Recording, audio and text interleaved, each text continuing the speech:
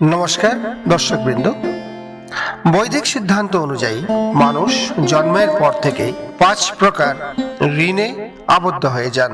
এই 5 প্রকার অভৌতিক ঋণ পরিশোধ করার জন্য আমৃত্যু 5 প্রকার যজ্ঞ করতে হয়।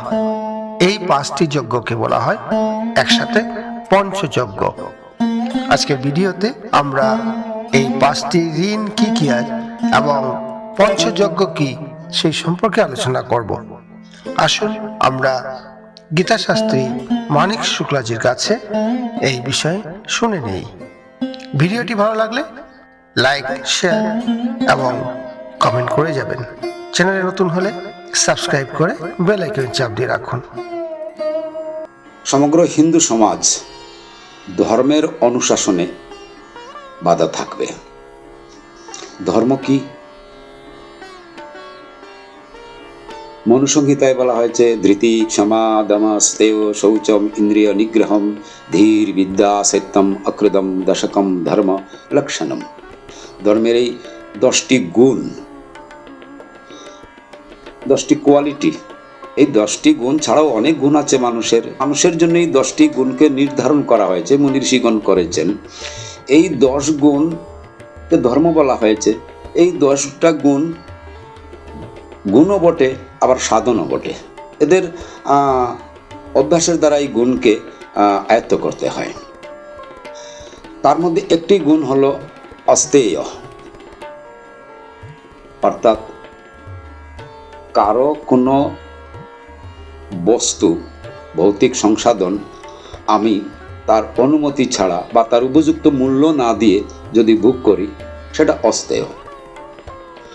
পৃথিবীতে অনেক কিছু আছে যা আমরা উপভোগ করে থাকি, যার উপযুক্ত মূল্য দেওয়া সম্ভব না।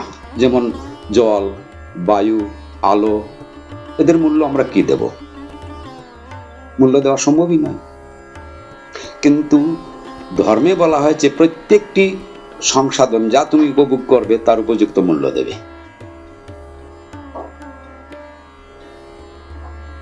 এখন আমাদের বৈদিক ঋষিগণ দেখলেন এমন অনেক কিছু আছে যার মূল্য দেওয়া সম্ভব নয়। তার জন্য তারা মানুষের গৃহস্থের জীবনকে 5টি বিশেষ কর্ম বা পঞ্চযজ্ঞের আদেশ নির্দেশ করলেন। পঞ্চযজ্ঞ কি কি? ভূতযজ্ঞ, নৃযজ্ঞ, পিতৃযজ্ঞ, দেবযজ্ঞ এবং ঋষিযজ্ঞ। গৃহস্থ ব্যক্তির এই পঞ্চযজ্ঞ করা অতি আবশ্যক। এই পঞ্চযজ্ঞের মাধ্যমে পারিবারিক কাঠামো, পারিবারিক যে বন্ধন, এটা নিবিড় হয় এবং পরিবার থেকে সমাজ এক অনুশাসনের মধ্যে থাকে। কিন্তু গৃহস্থের জন্য পঞ্চযজ্ঞ, গৃহস্থ এই পঞ্চযজ্ঞ কেন? মূলত সেটা ঋণ শোধ করার একটা প্রক্রিয়া। পঞ্চ ঋণ, মানুষ জন্মের পরেই সে ঋণী হয়। আকাশ, বাতাস, জল, বায়ু, মাটি সব কিছুর কাছে সে ঋণী, দিব্য শক্তির কাছে ঋণী। ঠিক তেমনিভাবে মাতা এবং পিতা এবং তার পূর্বপুরুষের কাছে সে ঋণী। কারণ আমার পিতা না থাকলে আমি হতাম না, আমার পিতামহ না থাকলে আমার পিতা হতো না, আমার প্রপিতামহ না থাকলে আমার পিতামহ হতেন না। তাইলে এই যে ক্রমান্বয়ে আমরা সবার কাছে ঋণী। এই ঋণ কিভাবে শোধ করব? আমি ঋণানুবন্ধনে বন্দী আছি। ঋণ শোধ করা, ঋষি ঋণ, দেব ঋণ, পিতৃ ঋণ, এই যে ঋণ সমূহ, এই ঋণ সমূহ সম্বন্ধে আমি জ্ঞাতই নই যে আমি ঋণী। আমি যে অবিরাম বাতাস নিচ্ছি, আলো নিচ্ছি, জল নিচ্ছি, কোথা থেকে আসতেছে, কে আমাকে দিচ্ছে, এ নিয়ে কোনো কল্পনাই করতেছি না। মানে আমি উদাসীন আমার জীবন সম্পর্কে, আমার জীবনের সোর্স সম্পর্কে। আর ঋণ, যে অনেক ঋণ যে ভৌতিক, বাস্তবিক, টাকা পয়সা, ধান চাউল, বস্তু সামগ্রী, এটা মূল্য দেওয়া যায়। কিন্তু অনেক ঋণ আছে ভৌতিক কোনো মূল্য দেওয়া যায় না। তো ওই জগতের পদার্থ দিয়ে উদ্দেশ্য শুধু শ্রদ্ধা জ্ঞাপন করা যায়। শুধু কৃতজ্ঞতা জ্ঞাপন যে আমি ঋণী, এটা কৃতজ্ঞতার ভাব আসে, একটা প্রেমের ভাব আসে, একটা অনুশোচনার ভাব আসতে পারে যে আমি তো আলোর কাছে ঋণী, বাতাসের কাছে ঋণী। যারা যদি আমি বাতাস, এমন দিন আসতে, আজকের যুগে আমরা রাস্তাঘাটে চলতে গেলে জল কিনে খেতে হয়। আজকে থেকে 40 বছর আগে, 30 বছর আগে থেকে কল্পনা করিনি জল কিনতে হবে। আজকে জলের মূল্য দিতে হচ্ছে। এমন দিন আসবে সামনে যেদিন আমি যে শ্বাস নিচ্ছি অক্সিজেন, তারও মূল্য দিতে হতে পারে। বিনামূল্যে কিছুই পাওয়া যায় না এই পৃথিবীতে। এই মূল্যটা যে সে ভৌতিক হবে সবসময় তা নয়। প্রথমটা হলো ভৌতযোগ্য। ভৌতযোগ্য বলতে আমরা বলা হয় কর্মকাণ্ডে যে বিভিন্ন পশু পাখি তাদেরকে দেওয়া, কিছু খাওয়ার দেওয়া। জৈন সমাজের মানুষ পিঁপড়াকে পর্যন্ত চিনি খাওয়ায়। আমরা তো গৃহস্থ মানুষ যারা গরু আছে, কুকুর বিড়াল আছে, অন্যান্য পশু পাখিকে অপমান না করা, মারধর না করা, অযথা হিংসা না করা, তাদেরকে কিছু খাবার দেওয়া। গৃহপালিত পশু তাদেরকে তো খাবার দিতেই হয়, কারণ সে আমার উপকার করে। তারপরে নৃযোগ্য, অর্থাৎ বাড়িতে অতিথি আসলে অতিথিকে সম্মান করা, খাবার দেওয়া। তারপরে হলো পিতৃযোগ্য, পিতামাতার সম্মান সেবা যত্ন করা। তারপরে দেবযোগ্য, দেবযোগ্য দেবী দেবতার উদ্দেশ্যে, কারণ 33 কোটি দেবতা আমাদের। 33 কোটি মানে 33 প্রকারের 33 প্রকারের দিব্য শক্তি। এই দিব্য শক্তির আশ্রয়ে আমরা জীবিত আছি। 33 প্রকারের দিব্য শক্তি আছে। দ্বাদশ আদিত্য, একাদশ রুদ্র, অষ্টবসু, অশ্বিনী কুমার দ্বয়, এই 33 প্রকার এদেরকে আমরা দিচ্ছি। অশ্বিনী কুমার মানে চিকিৎসার দেবতা, আয়ুর্বেদ শাস্ত্রের দেবতা। তার মূল্য দিতে হয় আমাদেরকে। শরীরে অসুখ বিসুখ হলে উপযুক্ত মূল্য দিয়ে চিকিৎসা করতে হয়। কিন্তু রোদ আমাকে যে আলো দিচ্ছে, সূর্য, তার কি মূল্য দেই? যে বায়ু অক্সিজেন নিচ্ছি তার কি মূল্য দেই? যে জলে আমি বেঁচে আছি তার কি মূল্য দেই? কিছু কোনো মূল্য আমি দিতে পারি না। তাইলে এই মূল্যটা কিভাবে দেব?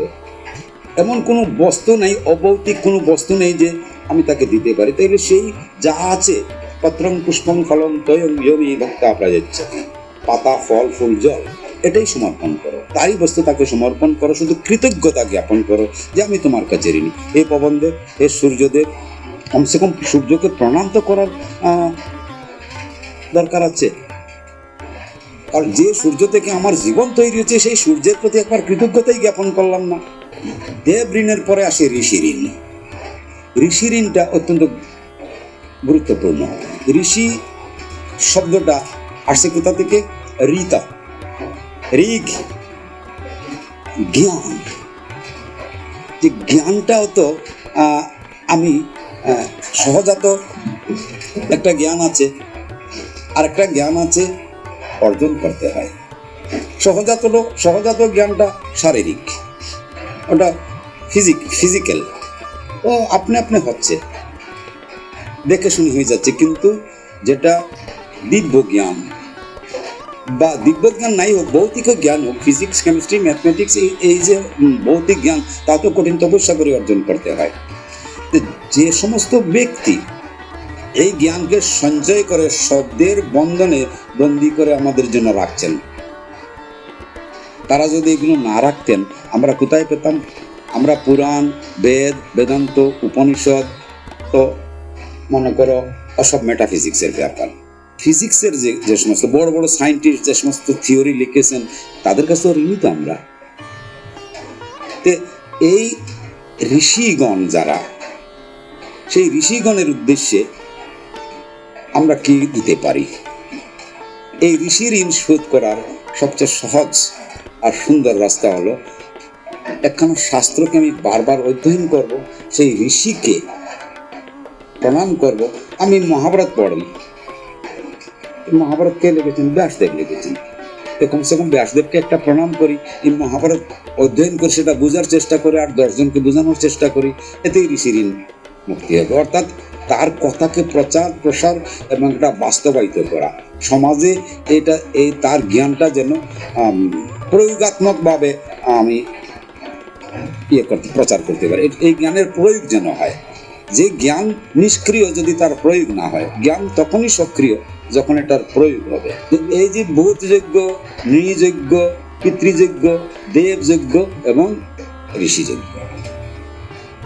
এই 5টা যজ্ঞ প্রত্যেক গৃহস্থ ব্যক্তি করবে।